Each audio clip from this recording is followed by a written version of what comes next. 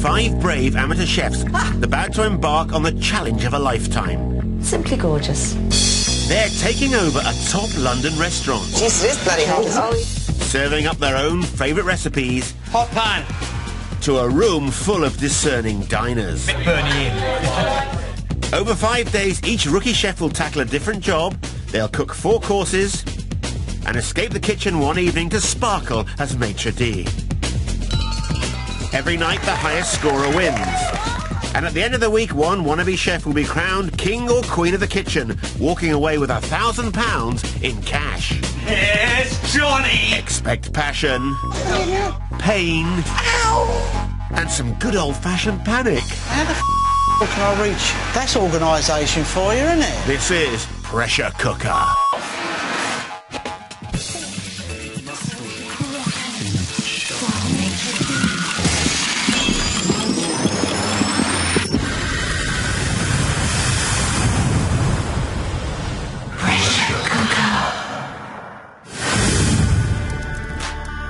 Day 4 of our high-pressure cooking contest, and owners of the restaurant, front of house Zach Jones and head chef Andy Thompson, are steeling themselves for the invasion of the rookie chefs. At times they've been quite difficult to work with.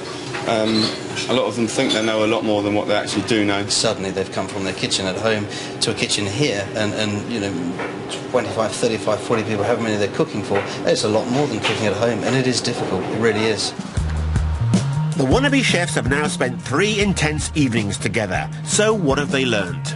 Juliet is very determined. She's very determined. She's very strong. Selma is quite bossy, but in a nice way.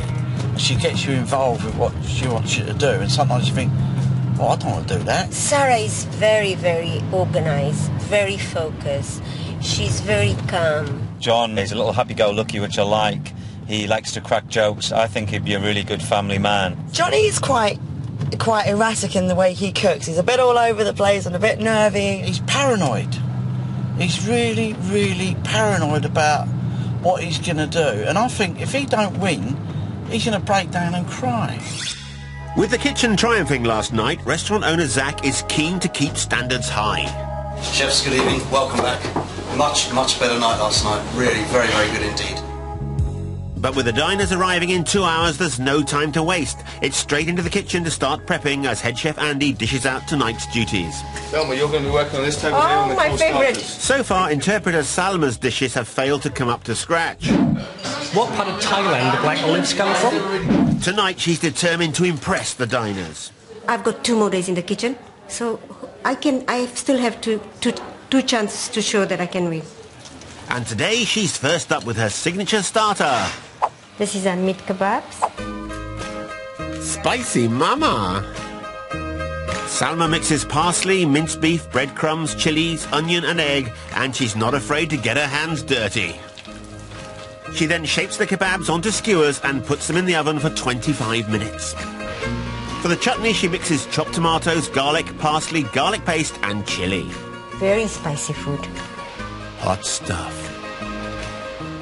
Can you just soak those birds? Soak them in what? Water. Soak these in water. Water. Just put water, soak them. You sure? Yeah. Are you sure this is right, Selma?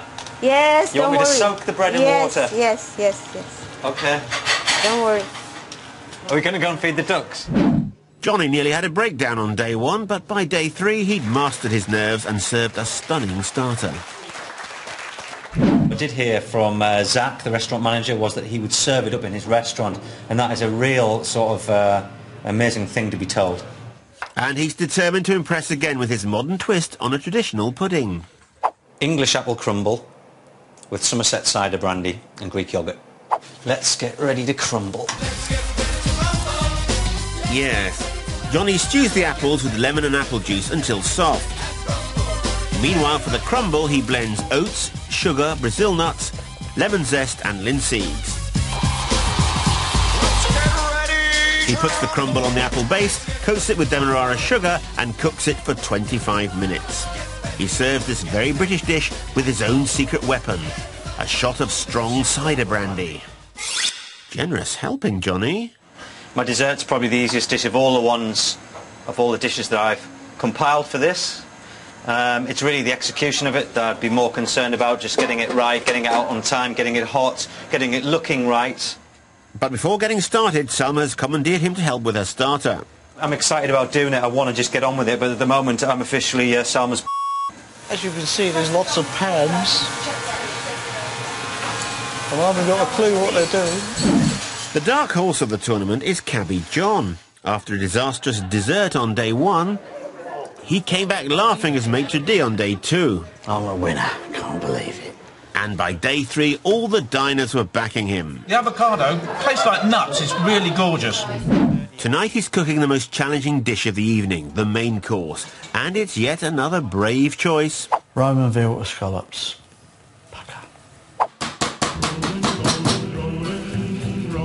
I want to kill it, I just want to stun it. Veal, politically incorrect, but the most tender meat money can buy. After tenderizing, he adds sage, wraps it in Parma ham and fries it in butter.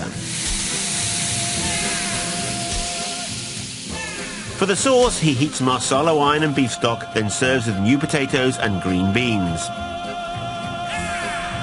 Ever heard of less is more, John?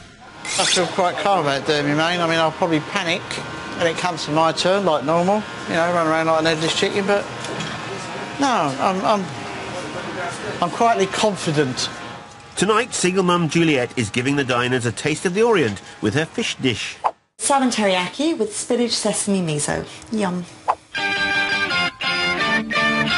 First, she marinates the salmon in sake, mirin, sugar and soy, then rubs it with sesame oil and pan-fries for 8 minutes with spring onions. Then she makes a sauce of miso paste, soy, mirin, boiled spinach and sesame seeds. This is the one I've got the least ingredients. I don't have chopping and grating to do, apart from the ginger, so yeah, this is an easier dish perhaps in terms of preparation. Tonight's glamorous maitre d' is posh housewife Sarah. She's been a strong presence in the kitchen this week.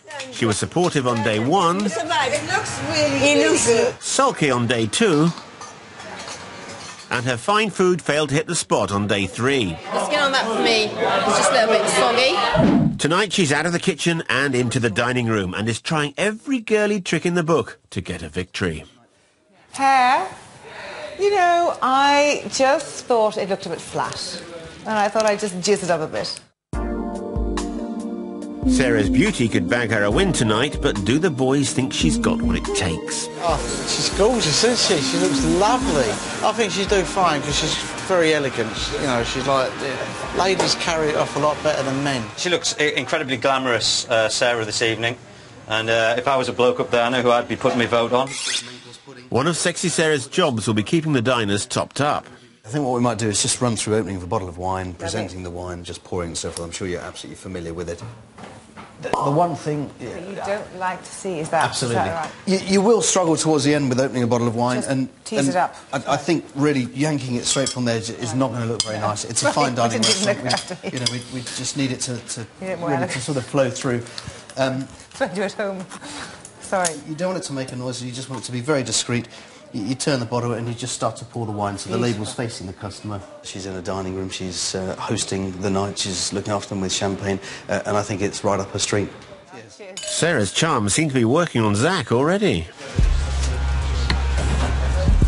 With prep time coming to an end, the rookie chefs need to make room in the kitchen so starter cook Salma can get cracking. And 2 minutes left. But Johnny's behind on his pudding prep and he's feeling the pressure. I'm getting all stressed. Chill, you get it out, don't worry. You've got until 10. Burnt my crisps. You've got until 10, maximum 10:30. Okay? The chef tells me it normally takes 24 hours to make crisps. Don't worry, ignore him. It's your gig, ignore him. With just under 1 hour until service, time's ticking on and the guests are already arriving. And for some, it's a special occasion. It was my birthday today, so come and celebrate. So, yeah, have some fun. Johnny, stop what you're doing. Start helping with the starters. Can you give me 1 minute, chef? No, your time's up. We're behind schedule. I don't want to be here. 3 o'clock in the morning. I've got a 7 o'clock start. Stop what you're doing. Let's get these kebabs going. Perfectionist Johnny still won't leave the kitchen. Now, that's it. Starting to get upset. Let's go. Kebabs. 15, 20 minutes.